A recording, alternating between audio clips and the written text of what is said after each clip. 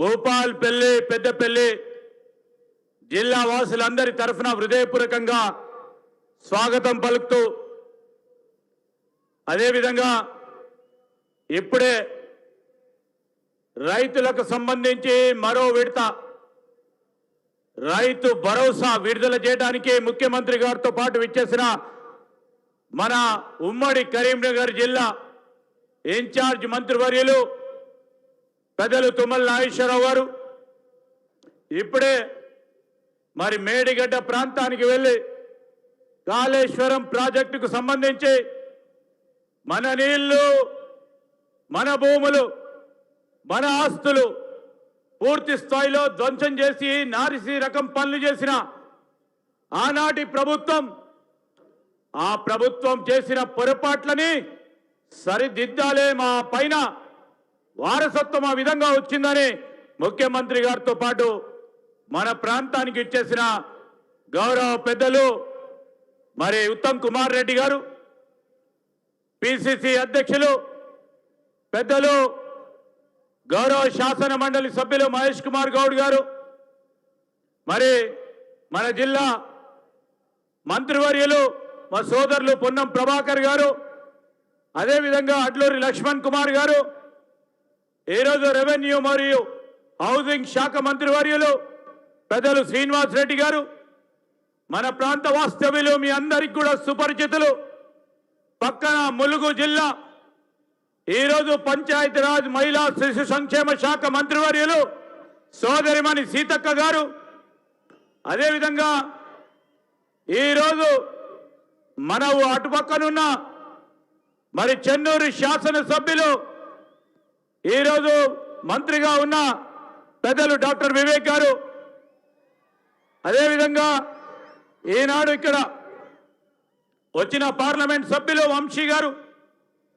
మరి మన జిల్లాకు సంబంధించిన శాసన సభ్యులు ప్రభుత్వ విప్పుగా ఉన్న విజయ రమణారావు గారు సోదరులు గండ్ర సత్యనారాయణరావు గారు మిత్రులు రాజ్ ఠాకూర్ గారు అదేవిధంగా ప్రకాష్ రెడ్డి గారు మన పక్క ప్రాంతమైన మంచిర్యాల గౌరవ శాసన సభ్యులు ప్రేమ్ సాగర్ రావు గారితో పాటు ఈరోజు వేదికపై ఆసీనులైన వరంగల్ అటు ప్రక్కన ఉన్న ఇతర జిల్లాకు సంబంధించిన గౌరవ శాసన సభ్యులు శాసన మండలి సభ్యులు రాష్ట్ర స్థాయి కార్పొరేషన్ చైర్మన్లు ఈరోజు మార్కెట్ కమిటీ చైర్మన్లు మరి వివిధ స్థాయిలో వేదికపై ఉన్న మిత్రులకి అదేవిధంగా జిల్లా కాంగ్రెస్ అధ్యక్షులు మరి వేదికపై ఆసీనులైన ఇతర పెద్దలకి చాలా దూర ప్రాంతం నుంచి వచ్చి ఈ సభలో పాల్గొనాలని వచ్చేసిన మా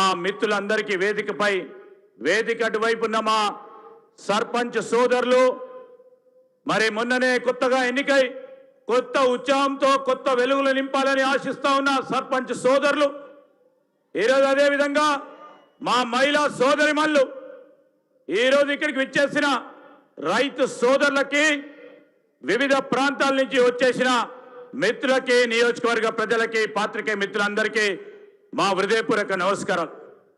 మొదటగా ముఖ్యమంత్రి గారికి ప్రత్యేక కృతజ్ఞతలు తెలియజేస్తా ఉన్నాం. ఆ రోజు సరస్వతి పుష్కరాల సందర్భంలో వచ్చి ఈరోజు మన ప్రముఖమైన పుణ్యక్షేత్రం కాళేశ్వర ముక్తేశ్వర స్వామి ఆలయానికి సంబంధించి ఆ రోజు సరస్వతి పుష్కరాల సందర్భంలో ఒక పెద్ద ఎత్తున పుష్కరాలు చేపట్టడం జరిగింది.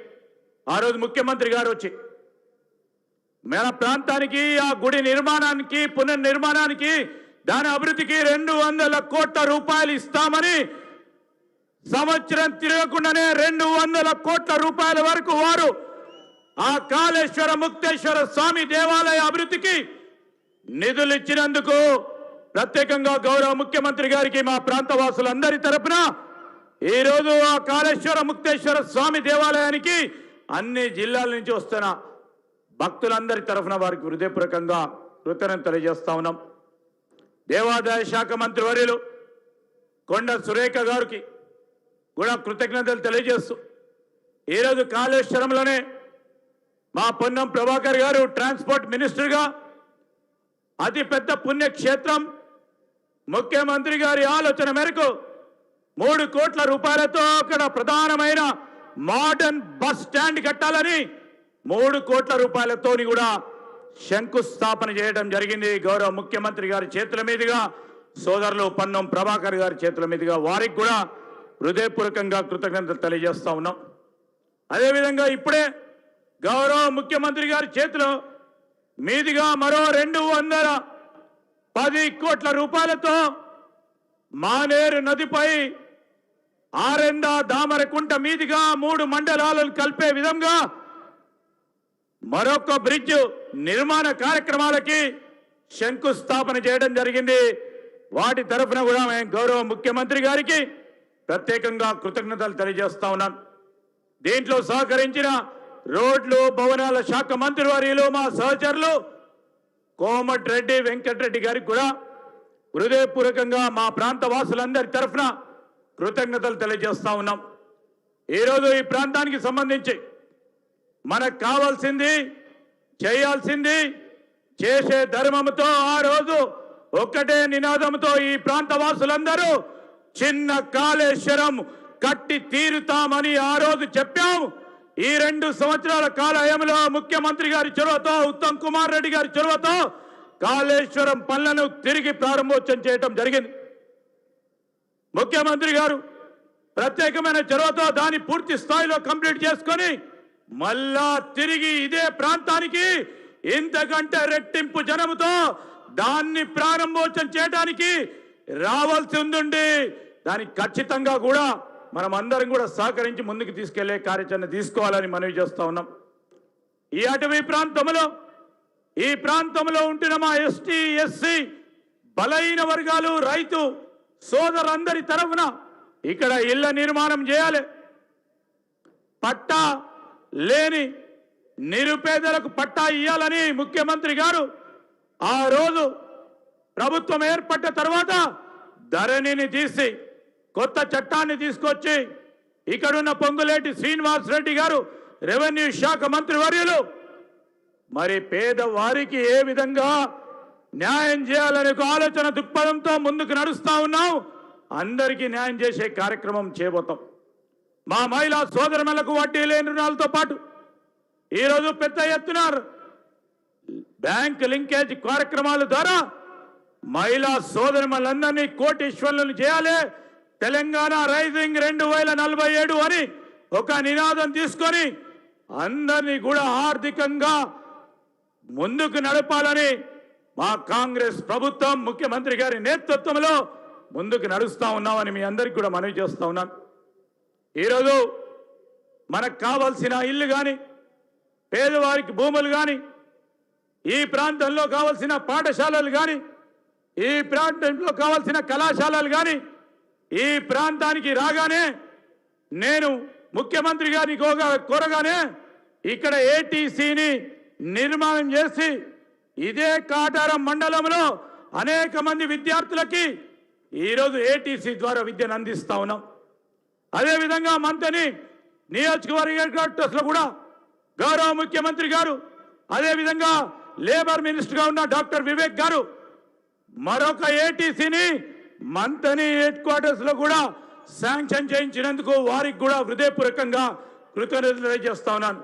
రాబోయే కాలంలో మేము చెప్తా ఉన్నాం, ఉపాధి పెంచే కార్యక్రమం చేస్తాం. ఇక్కడ ఉంటున్న మహిళా సోదరులకు కానీ, చదువుకున్న పిల్లలకు కానీ ఏదో విధంగా ఉపాధి పెంచే కార్యక్రమం రాష్ట్ర వ్యాప్తంగా ఒక కార్యాచరణ తీసుకున్నారు. మొన్న ముఖ్యమంత్రి గారు ఏ గ్రామంలో ఏ యువకుడు, ఏ యువతి సోదరిమణి ఎంతవరకు చదువుకుంది మొన్ననే మాకు చెప్పడం జరిగింది. ఈరోజు రాష్ట్ర వ్యాప్తంగా కూడా స్కిల్ సర్వే చేయబోతా ఉన్నాం. ముఖ్యమంత్రి గారి నేతృత్వంలో ఈరోజు నైపుణ్యానికి తగ్గట్టు ఉద్యోగ అవకాశాలు కల్పించే కార్యాచరణ తీసుకోవాలని ఆలోచన చేస్తూ ముందుకు వెళ్తా ఉన్నాం. ఇక్కడే కాదు, ఈ ప్రాంతానికి సంబంధించిన రైతాంగ సోదరులకే కాదు, మొన్న భూపాలపల్లి నియోజకవర్గానికి వచ్చినప్పుడు అక్కడ సాగునీరు, అక్కడ త్రాగునీరు, పేదవారికి సంబంధించిన అవసరాలను తీర్చే కార్యక్రమంలో మరి సత్యనారాయణరావు గారు అక్కడ సాగునీటికి సంబంధించిన ఓ ప్రాజెక్టు సంకల్పన కూడా చేయటం జరిగింది.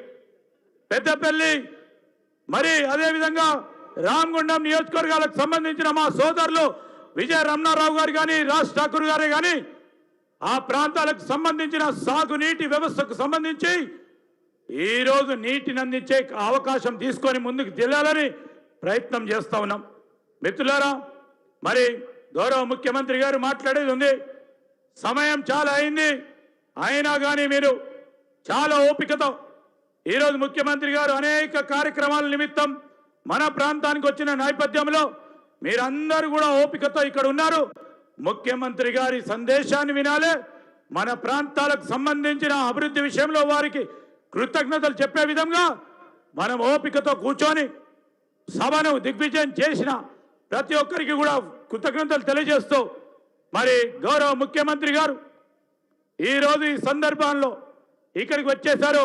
వారితో పాటు గౌరవ మంత్రులకి, గౌరవ శాసన సభ్యులకి, గౌరవ శాసన మండలి సభ్యులకి, చైర్మన్లకి, మా అశేష జనవాహిని మా అక్కలకి, చెల్లెలకి, అన్నలకి, తమ్ముళ్ళందరికీ హృదయపూర్వకంగా కృతజ్ఞతలు చేస్తూ సెలవు తీసుకుంటా ఉన్నా.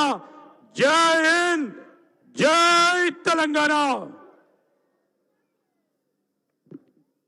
ఇప్పుడు మన ప్రాంతానికి వచ్చి అనేక అభివృద్ధి కార్యక్రమాలకు నాంది పలికి ఈ ప్రాంతానికి సంబంధించిన అనేక సమస్యలను పరిష్కారం చేయాలని వచ్చిన గౌరవ ముఖ్యమంత్రి శ్రీ రేవంత్ రెడ్డి గారు మాట్లాడే ముందు పెద్దలు తుమ్మల నాగేశ్వరరావు గారు, సహచర మంత్రివర్గ సోదరులు, ముఖ్యమంత్రి గారు చేతుల మీదుగా 2వ విడత రైతు భరోసా నిధులను రిలీజ్ చేస్తా ఉన్న సందర్భంలో రైతులకు సంబంధించి ఒక పండుగ చేసుకుంటున్న సందర్భంలో రైతు సోదరులందరూ కూడా ఉండాలని కోరుతూ మరొకసారి కృతజ్ఞతలు చేస్తాం. కాగితాల్లో కాదు, జీవితాల్లో మార్పు.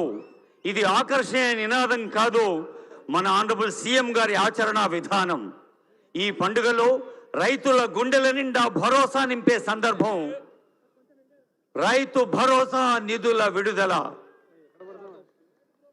అసంఖ్యాకంగా విచ్చేసిన రైతులు, రైతు కుటుంబాల సభ్యులు, తల్లులు, చెల్లెలు అందరూ ఈ ఆనంద సందర్భాన్ని ఆస్వాదించవలసిందిగా కోరుతున్నాం. గౌరవనీయులు వేం నరేందర్ రెడ్డి గారితో పాటు కొత్తగా రాజ్య